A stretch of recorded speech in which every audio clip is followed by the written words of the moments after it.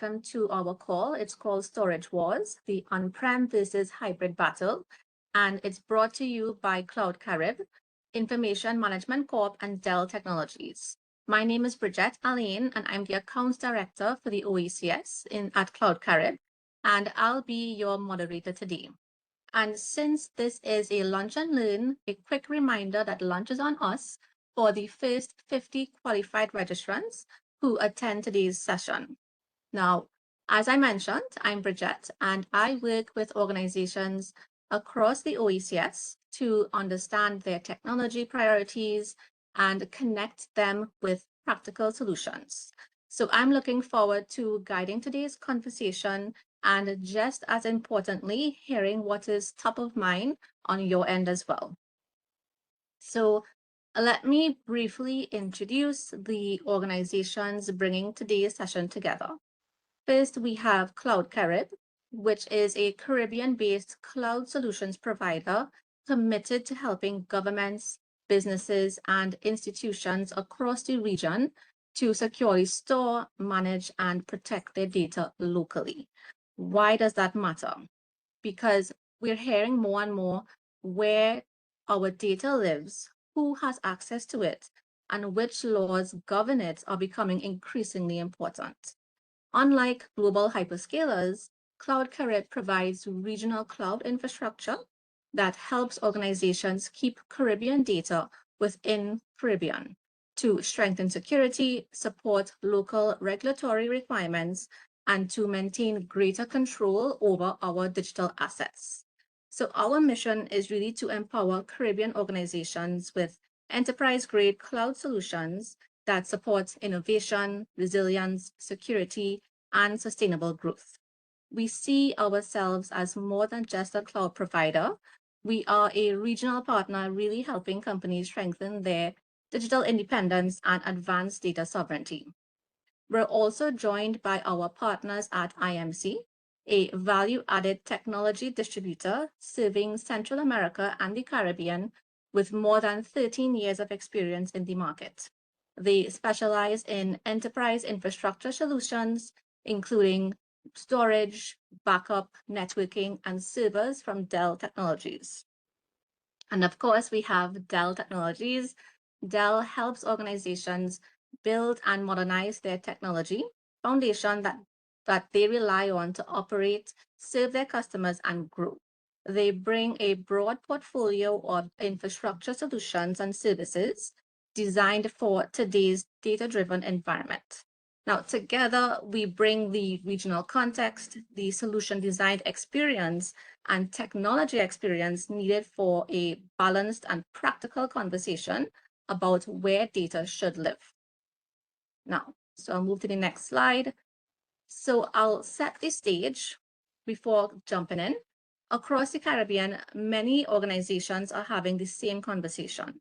Costs are rising, equipment can take longer to arrive, skilled resources are being stretched, and the volume of data keeps growing. AI is adding even more pressure to global demand for storage and compute capacity.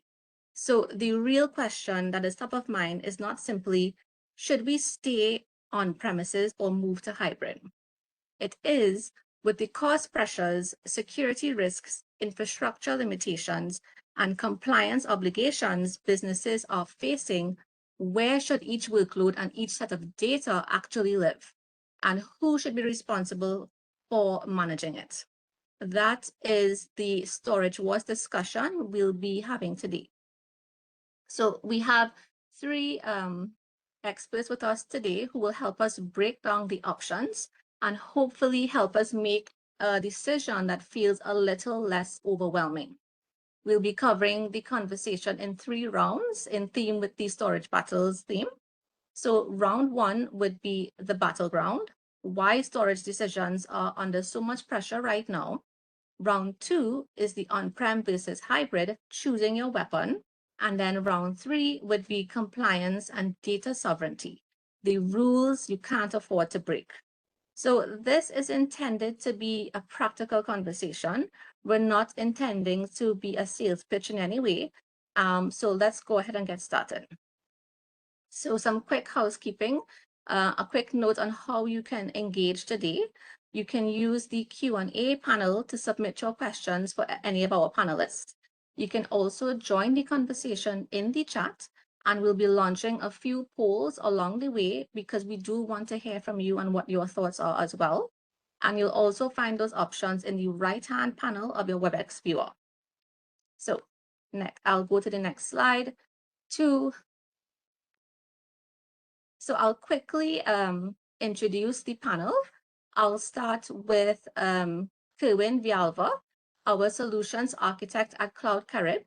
Kerwin has more than 2 decades of experience in information technology and is really passionate about using technology to strengthen security, resilience, data integrity, and organizational success. Next, we have Yada Garcia, technical sales at IMC. Yada works closely with customers across the region to help translate business requirements into practical infrastructure solutions. So he has deep knowledge of the Dell portfolio and what it takes to keep storage refreshed on budget and on schedule. And then joining us from Dell Technologies is Julio Vasquez, a data center solutions executive. Julio has been with Dell for 22 years and has supported customers across the English-speaking Caribbean for the past 12 years. He brings extensive industry experience and a strong commitment to helping companies achieve their goals. Now, outside of work, Julio is passionate about martial arts and Pilates, and he's also a youth kickboxing instructor. So given today's battle theme, I think we have the right person on the panel. Now, I'll go to the next slide.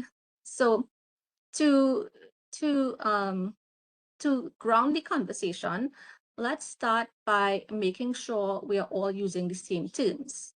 On-premises means the servers, storage, and networking are physically located at your organization and are owned and operated by your team.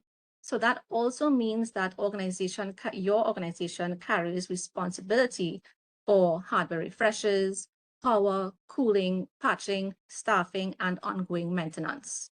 Hybrid cloud connects that on-prem environment or a private cloud with cloud resources. So workloads and data can then be placed according to cost, performance, compliance, latency, and business needs. It's not necessarily either or decision. It really is a spectrum of control. And almost every question we ask today comes back to where an organization should sit on that spectrum. So next we'll have the 90%. So here is our first reality check.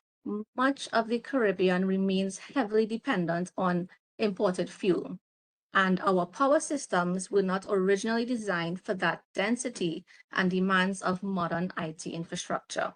So when we talk about keeping everything on premises, we are not only talking about servers, we're also talking about the power, cooling, the resilience needed to keep those servers available. And then next, I'll talk about no local options. So our second reality check is that many Caribbean territories do not have server carrier neutral and tier-rated data centers available locally. So when an organization outgrows its server room, the choice is often not as simple as moving into a facility down the road. It may mean building and staffing its own environment or moving workloads off island and then considering latency, connectivity, and data sovereignty requirements. And then there is our exposure to severe weather. Hurricane Melissa's Category 5 landfall in Jamaica last year really showed how it could disrupt, because it disrupted telecommunications and other critical infrastructure. Now, for a business whose systems and backups are all in one location, an event like that can create much more than an IT problem. It can become a business continuity problem very quickly. Now, in Trinidad, we sometimes say you have to burn to learn. But when it comes to business continuity, learning after the disruption is usually the most expensive way to learn. So the goal is really to prepare before that lesson comes. Now, that is why the question of where your data lives matters in our region. Now, with the introductions out of the way and the regional context, let's officially begin round one. But before that, I'll just start with a quick poll. You should see a poll on your screen now. And the question would be, if your primary storage system went down today, how confident are you in your recovery plan? So you should be answering that on your screen now. And while you answer that poll, your registration poll about which best describes your organization's current IT environment, the results show that most of you said hybrid at 39%, private and on cloud and on-prem, tied for 23%, and then public cloud at 8%, and then not sure at 7%. So we'll just jump right in. And Julio, I'll start with you. When a customer says they want to remain on-prem, what are they taking responsibility for that they may not fully realize? And then Kerwin, I'll come to you after and ask you, how does that responsibility change once hybrid enters the picture? Thank you very much, Bridget, and good morning, good afternoon to everyone. So if you ask me about on-premise or any other location, the way I like to think about it is that applications and their data, they are like people. They need a place to live. It's very likely that we all live in a house or in an apartment that we bought, okay? Buying the house, buying the apartment is one part of the cost. You also need to maintain that apartment. You need to clean it, pay utilities. If your family grows larger, you need to figure out how to expand it. So that's just the way that the data center works, okay? It would be extremely nice if we all lived in a hotel, but the reality is that it doesn't work that way. But I think that one of the reasons why we are here today is so that we can bridge the gap across those two, okay? Do you want to live in a house? Great. How do we give you that experience of the hotel, the as a service? Someone who makes the bed for you, that you don't have to pay for the electricity, etc. It's a strange analogy, but I think that's the best way to look at it. And that's exactly the hybrid approach. What are the smart things that we can do to extend, to figure out the experience and the operational model of on-premise, of buying a house, living in a house? How do I get the rest of the capabilities and I make it work? So that will be my answer on that. Thank you, Julio. And Kerwin, how does that responsibility change once hybrid enters the picture? Well, I think Julio actually answered some of that for me. At the end of the day, at least from a simplified view, hybrid is again an extension from, as we saw a couple of slides previous, that it's an extension of your on-prem. So you're taking some of that responsibility and now you're going to be passing it up to somebody else's. So again, the key thing, at least, or well, one of the key changes at least I will highlight is that you are now sort of giving that level of flexibility that you could scale now. Because if you have on-prem stuff, I think most of us could agree that if you're going to scale and you're having on-prem type design, that could be a little bit challenging. Cost, stuff like that. So with having a hybrid type infrastructure, scaling becomes a lot easier. And then if we look at the administrative overheads, as we said, Julio had brought with the apartment. If you have an apartment and that's belongs to you, you have to take full responsibility to everything. But with a hybrid approach, it now gives that level, how I could say, yeah, the administrative overheads, you're now going to be sharing some of that. So hopefully, your IT team could focus or stop focusing on too much of firefighting. So those are two areas. I mean, there's a whole list of other areas where hybrid could definitely benefit, but those are the two key areas that I've seen that hybrid actually brings value to a lot of businesses. Thank you for that. So before I move to the next question, let me just quickly take a look at the polls. Based on the question, if your primary storage system went down today, how confident are you in your recovery plan? And based on the poll so far, we're at somewhat confident and in between somewhat confident and very confident. So we'll continue to collect some votes until the end of the webinar. So next, I'm going to move on to the next question, which is for Yada. With the growth of AI, which is affecting global demand, lead times, and we're seeing longer lead times and price increases, which is making it harder to adopt new infrastructure.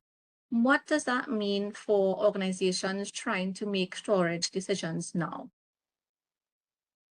Well, in simple terms, we have two waves. The first wave is, let's say the macro influence of AI, in which we're facing shortages globally,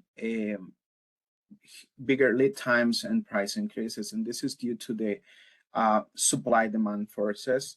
We're seeing a surplus on the demand, and that means that there is a challenge for the industry to deliver the product. It means hardware in terms of memory, GPU, processors, and storage to the global vendors. And this is because it is really easy to train a model using inference style training, in which you need a bigger model to just train an agent. And this is a huge driving force, even for the economy. So, in the other hand, we have the micro thing of this wave, and is that AI is also driven by the significant that they can put on your table, on your corporation, in order to improve efficiency and also to automate your workflow. By streamlining that process, you gain more revenue, you close more deals, and also you can increase your sales.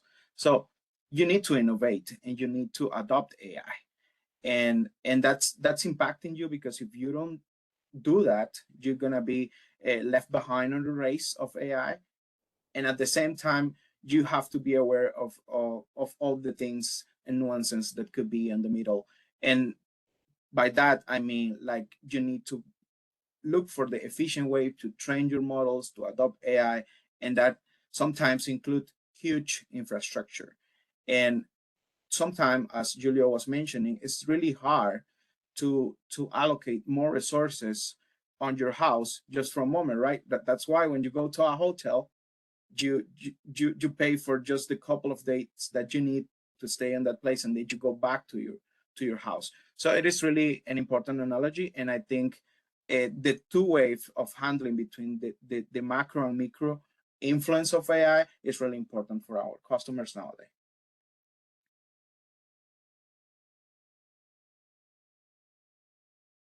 Thank you. So for the next question, I'm going to ask to Julio.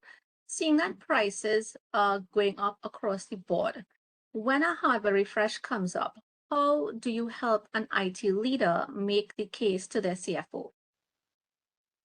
Thank you, Bridget. So I think that the CFO does not have a problem investing. A CFO's problem, and they have a big issue, is with wasting money. Okay. What I tend to find with many institutions is that whenever a tech refresh comes in, their previous solution was this big. So let's multiply that times 2, and it should last me for the next 5 years. Okay. Maybe that's not so appetizing for the CFO. Where I like to start, and my friends at CloudCard, they do it too. Let's start with a live optics assessment. It's a free tool that actually measures the consumption of your actual environment. So the previous investment was this big. You're actually using this out of everything that you bought. 100% increase means this big. I am still far below what I would have asked in the other scenario. So I am asking exactly what I know I will need, including growth. I am in many cases, shrinking my footprint. So I am saving physical space, I am saving cooling, I am saving licenses. Okay. Right now, everything is software defined. If you can shrink the compute, if you can shrink the storage, or if you can make it more efficient, that means that either you take care of the cost increases, or maybe you even freed some budget, and now you have the opportunity to take care of the backup project that you needed. Maybe you needed to renew your network. Maybe you need a cyber recovery vault for ransomware. I don't know. But the bigger you look at the picture and the broader ecosystem, and that you try to focus on what you really have and where you need to go, the more resources you will see freed to take care of the other things that you need. Thank you. Thank you guys for that first round. Let's move on to the second round, but before that, we'll launch our next poll. Where does your organization currently store most of its critical data? So we'll give you some time to make that selection, and until then, let's just set the stage for the next round. So starting with power reliability is a recurring concern across the Caribbean. How does that shape infrastructure decisions here differently from markets with more stable grids, especially when we also have to plan for major weather events such as Hurricane Melissa? So let's see where the audience landed on the poll before we move into the second round. A couple of votes so far. So far we're at hybrid is in the lead. Hybrid is taking the lead by storm. So I think let's continue to let those votes come in. And let's move on to the next question. So I'll start with Kerwin. When Cloud Carib designs a hybrid solution for a Caribbean customer, what does access to a regional data center solve that a hyperscaler region across the water cannot? Thanks, Bridget. Well, let me look at this question in two parts. So one of the items Julio had mentioned is that, so when we're starting with a customer to design a hybrid solution, one of the first questions we ask is, what is the business case for it? So as again, Julio had mentioned, we look at what is the business case. What is the reasoning for choosing to go in to move from hybrid to, from on-prem to hybrid solution? Because again, sometimes, because again, these decisions have to go back again to finance, who has to approve it at the end of the day. Sometimes we have found that they may be asking for this, but what they really need is this. So at the end of the day, want to make sure that the customer gets value for what it is, the solution that we are proposing. And then the second part, in terms of having a local data center, how that benefits in some instances compared to some of the major hyperscalers. Let's look at, well, two pieces two pieces I will use to answer that part. That is, one, sometimes with those hyperscalers, this I've seen there, sometimes depending on the customer's environment, that connectivity to those hyperscalers may actually create some issues. Secondly, sometimes you may get that lock-in with those hyperscalers. Sometimes customers are not too comfortable with that. And then there's a third item, excuse me, where those hyperscalers, where you have some sort of hidden costs. I've seen these things. And the last, and to me, this is what I've seen most important for a lot of our customers, is about sovereignty. So with the hyperscalers, I think most of us could agree, or most of us might be familiar with the US Cloud Act, where that this, well, if you're with some of those major hyperscalers, it doesn't really matter where the data is being stored. You can have, again, US authorities gain access to your data without your permission. Well, again, providing there's a reasonable cause to do so. But having, in this case, a local data center that is local to the region, it means that your data, it's yours and governed by, in this case, whatever the local laws are there. So just like how we have local laws in Jamaica, we have in Trinidad, having a local data center provides that level of sovereignty that, again, I've seen a lot of customers are looking for. It is my data. I want to have control over it. And then the question is, who is accessing the data? So that's one of the, well, again, I brought 4 points, but again, the main point I'm seeing with, the main point I would like to drive is that having that local data center sovereignty is the key issue here, and that solves that problem.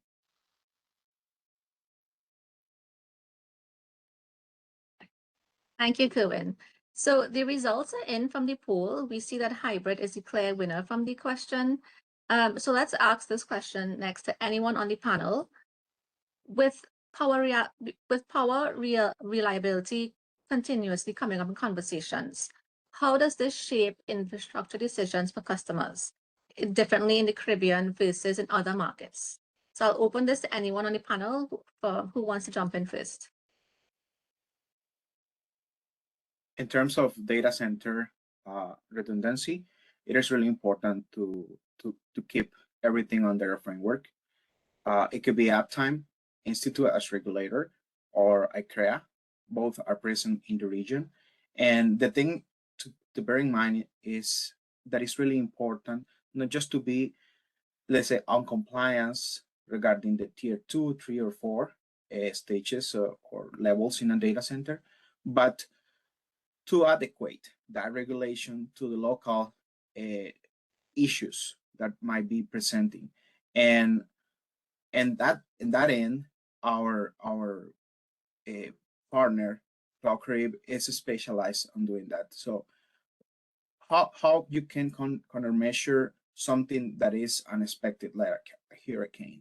The only way to do that is to be supported by someone who is already doing the job, who is aware of local churches, and also it's aware about the proper tools to maintain that infrastructure running smoothly. Yeah, thank you. Thank you, Yada. Anyone else on the panel wants to jump in on that one before we move on? Yes. So on my case, managing the Caribbean for so long, I think I have seen plenty hurricanes hit different territories. And I mean, I can say it's a unique experience across all of them. For example, Hurricane Melissa, it hit Jamaica, but it hit most of the western part of the country. Kingston, it was offline for a couple of days. Let's take a different example. Maria in Puerto Rico. Puerto Rico is a US territory. It stayed offline without internet for weeks at a time, maybe even months. They had no data to access in their country because they were using the hyperscalers back in mainland. So I think it's a unique story depending on the case. But now let's take an approach into the different situation that we have now. AI. Okay. Back in the day, a server could consume 800 watts. If it didn't need it, it won't use it. Right now, an AI server can consume north of 3,000 watts. So the power requirements are growing. And you cannot just bring a building down and rebuild it just to accommodate the new workloads. So that's where the hybrid approach is paramount. You need to be flexible. You need to be able to move the data at a time's notice. And that could mean because you're bringing in new workloads, or it could mean because you're seeing the hurricane coming. So you have to be flexible and you have to be able to take care of your data and move it to different regions if possible, all along with control and governance. Thank you. And that brings me to the next question, since you mentioned flexibility. So this one is again open to anyone on the panel. Fear of vendor lock-in comes up a lot in customer conversations. No organization wants to feel trapped in a platform that they cannot easily move away from. How can a business reduce that risk when it starts to build a hybrid environment? Open to anyone, whoever wants to jump in first.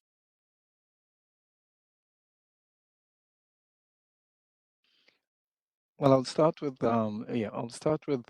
uh, from a perspective of being again in the position that I'm in, where we do have a lot of customers requesting to move into these various platforms. One of the things one of the things that we generally do is first understand what is the workloads the customer is trying to move, because I think we all could agree, depending on the workload, it might have special requirements. So, and a lot of the times, if you're not aware of these special requirements, that may actually come back, and that's why sometimes you have that lock-in scenario. Because if your particular platform needs to only run on this, unfortunately, you are locked into this vendor.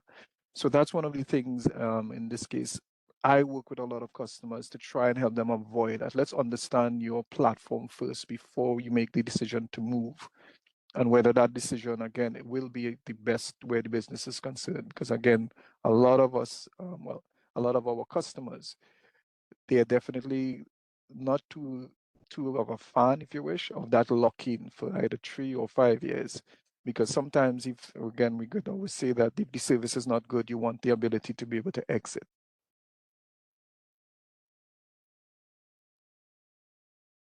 And the same, just pivoting on the same point, we were facing during this and past year some of the major vendor lock-ins in the market regarding virtualization platforms, and it was a real struggle for many customers to exit that way, because they will facing higher upfront costs and not option to be able to extend the service of the life cycle of the entire infrastructure, and that means that they need to invest in new infrastructure rapidly, and sometimes that is not a plan on the budget, and that's when also the hybrid is taking a good position, because it will enable them to grow the part that they need to grow, or the storage they need to grow, connected to a cloud service.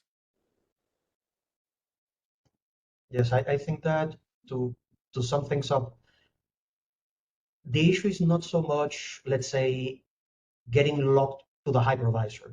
You're not locked to the hypervisor. You're locked to the platform where the hypervisor is running. So depending on the architecture that you choose, that's the key thing. You need to choose a platform that allows you to shift, to move, and to extend somewhere else in case you need to do it. If you love the hypervisor and the platform that you're running, that's great, but it's about you having the choice. Okay, it's all about choice. Do I want to stay? Do I want to move? Do I want to change something? What if I want to flash my systems and deploy something else on top of it?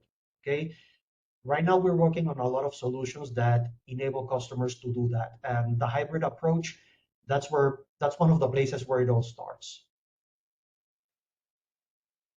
Thank you. Now, again, for any of you on the panel, the next question would be, if someone in the audience is fully on-prem today and they're nervous about taking the next first step, what's the first low-risk move that you would recommend?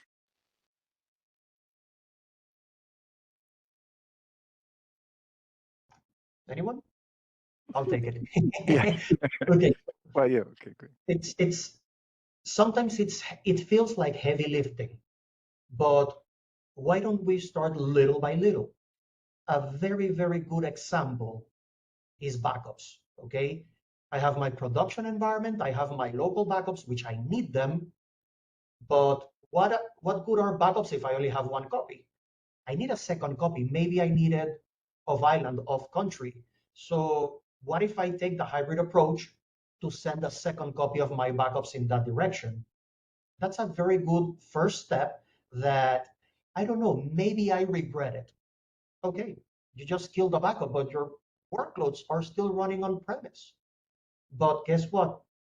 A second copy of your backups is usually the best way to start, and it rarely ever fails because you need it.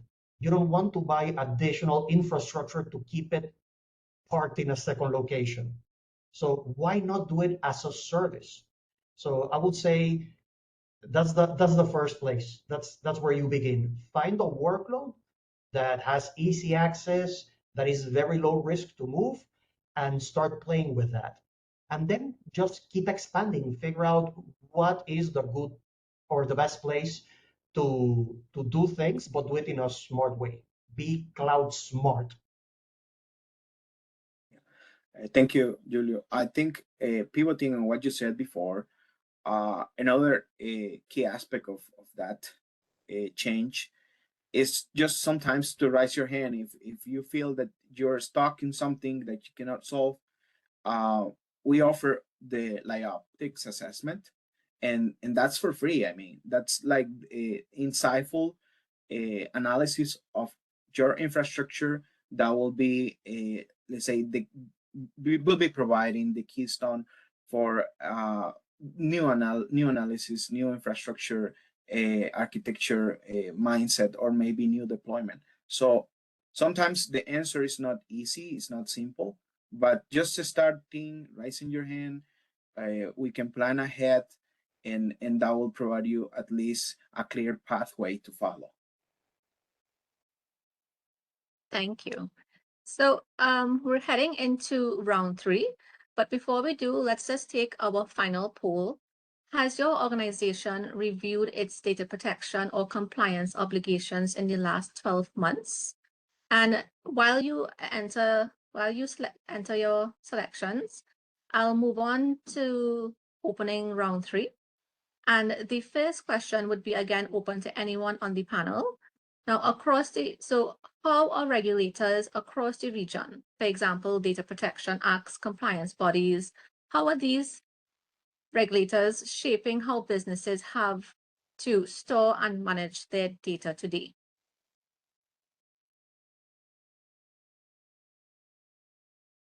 Oh, I could start with that.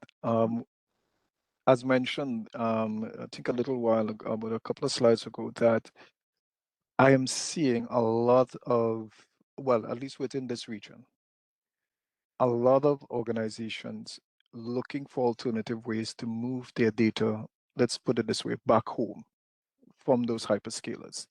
Because now they are being aware of, guess what, where my data is being stored. Well, in some instances, they're not aware and they're learning that, hey, where's my data? And then who has access to it? And because of that knowledge, they're trying now to move these data stores back to where they actually have that level of control. So again, because of these, and I think it's becoming a lot more, how I could say, a lot more what term I'll use, is becoming more relevant now. That is that conversation about where's your data stored and who has access to it. I think we all could agree data is the commodity now. It's like gold. So a lot of organizations are being conscious about, hey, what's happening to my data? Where is it? Who is accessing it? And again, these compliance, and in some industries, as we know, because of the data that they consume, because of the data that they store, because of the data that they capture, they are governed by certain policies where that data needs to stay within, within their region, if you wish, or within their control. So again, across the region, yes, I'm seeing there's a major shift in terms of understanding of where my data is, and then the policies that govern us in terms of how we treat with data. And that's again, they're trying to again move away from these hyperscalers and trying to find alternative ways in how I could store my data locally, that is.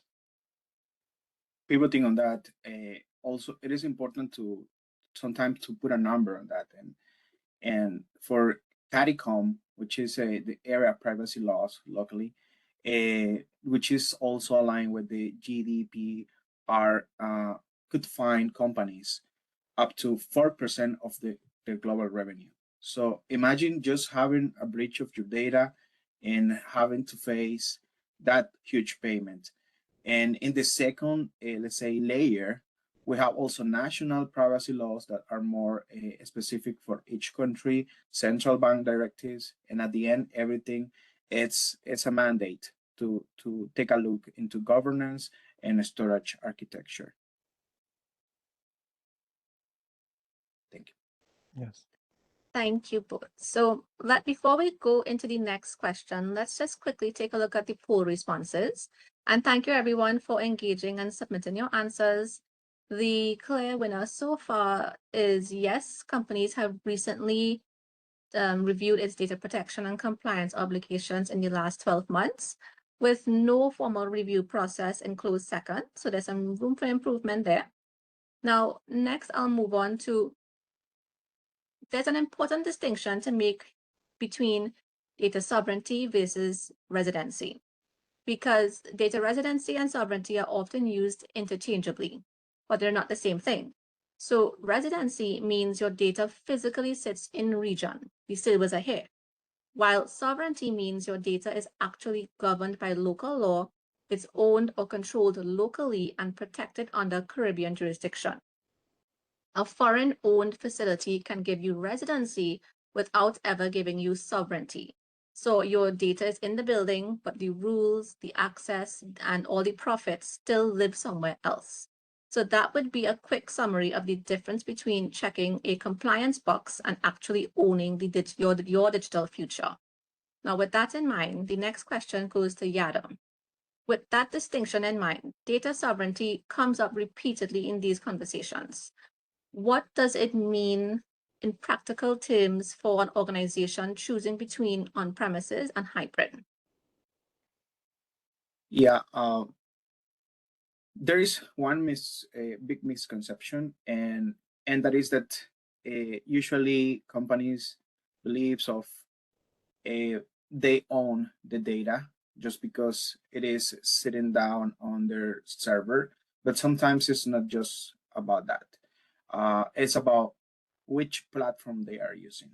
And what I say that it is well known, for example, the US Cloud Act, which is a mandate in the state that will allow a company, let's say, will force, a company to provide data just with a court law. It's really easy for them to access the data, and that question our compliance, right? So how do we keep our compliance without being, aware that our data it's sovereign? So to achieve that, the best way is to try to take a closer look to your applications and realize if you are using your data just locally or you are using third-party cloud providers that might be putting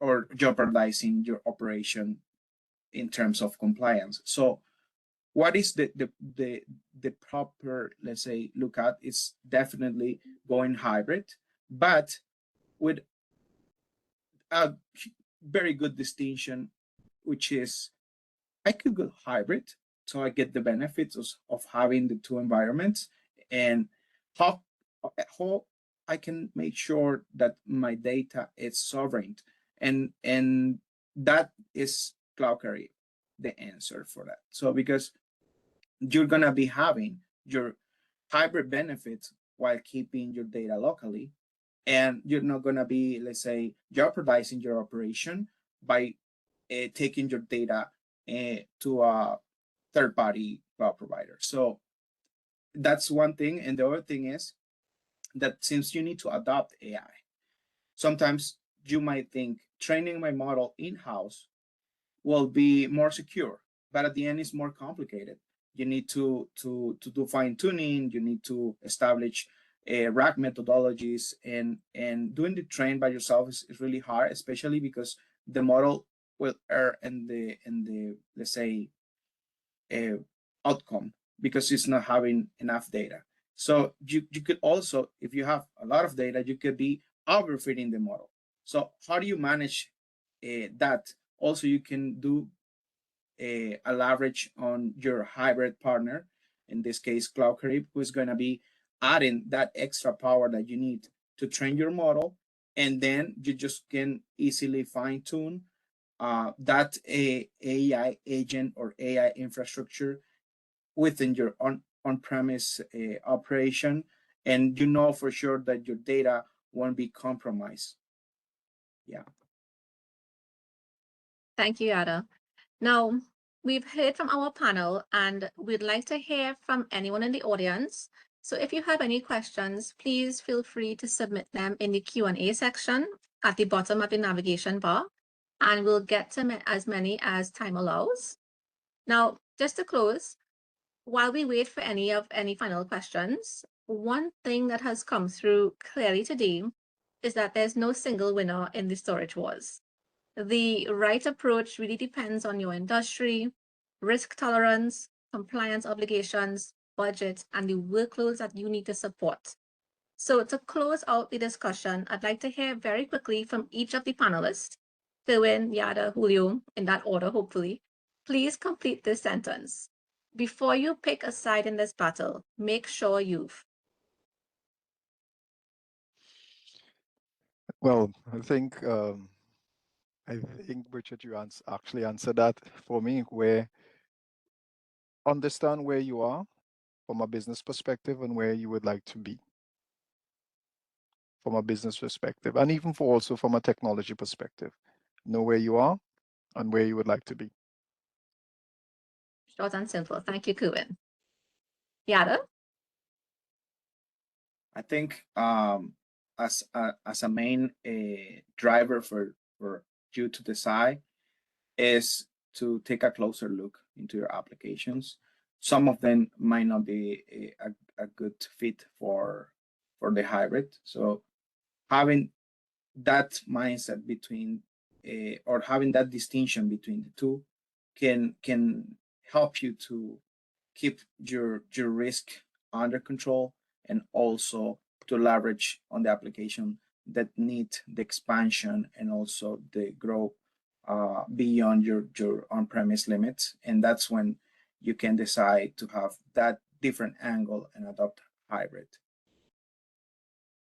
Thank you, Yada. And then lastly, we have Julio. Yes, I think that before you pick a side in this battle, make sure you have run a live optics assessment. Then give us all a call and we will help you. Thank you. Now I see we do have a question from Natasha in the chat. And the question is, what trends do you see having the biggest impact on cloud services over the next 5 years? Who wants to take this one? It's a good question. Yeah, so right now, I think that AI is the big one. And just like when the cloud exploded all of those years ago, okay, when cloud started, everyone thought that you had to go to the cloud. And just like I think it was Kervin who mentioned it, a lot of people are bringing the data back down. Actually, that's a statistic. 89% of customers are rethinking their cloud strategy and they're starting to be cloud smart. Now, AI is the next big thing. The biggest mistake is sending your data to where the compute is. No, you have your data locally. Bring the compute to your data, whether on-premise or in a hybrid approach. But let's not forget the mistakes that we made in the past. Let's be smart about where we are going. Remember, the as a service model, it's great for certain use cases. It's not meant to do everything. So I think cloud smart is going to be the predominant way of thinking, and it will bring a benefit to all of us. Okay, it's about all growing together and expanding. And who knows, maybe the next big thing is around the corner. Let's figure it out whenever it arrives. Thank you, Julio. And we have one next question from Gabriel. In recent years, there's been a strong shift towards SaaS-based software delivery. Given that SaaS consumers typically have limited control over where their data physically resides, how is data sovereignty and residency addressed in these arrangements? And the only way to reinforce the SaaS applications is to take a closer look to the profile of your data. how much data you're sharing, and also if the data you're sharing, how sensitive it is. So if you're facing like the struggle of doing innovation for, let's say, a chatbot or something that you need to install in your website, just to give an example, the way of doing that is just providing necessary data for the model to work, and trying to leverage productivity uh, of the human beings on operation by taking the bigger risk of that, doing the decision of taking the cases and maneuvering with sensitive data with more, let's say, accuracy. Thank you. And I hope those answered the two questions we had. So I'm going to go ahead and close because we're almost on time. I'd like to thank our panelists, Kerwin, Yara, and Julio, for sharing your experience with us today. Also, I'd like to thank our audience for joining us and for engaging and asking your questions and answering the polls. I think from what we've seen today, every organization's storage wars decision will look a little different. Some will remain on-prem, some will adopt a hybrid model, and others may take a phased approach. If you would like help understanding where your organization currently stands, our panelists today are offering a complimentary consultation to review your environment and discuss a practical way forward. The link is in the chat and will also be included in the follow-up email after today's session. We'll also be sending a recording and a summary of today's key takeaways, and all the qualified registrants will receive an email about how to redeem the free lunch voucher in the select countries. So thank you for everyone for joining us, and thank you for being Storage Wars Ready. Thanks, everyone. Have a great day. Thank Bye, you. everyone. Bye, everyone.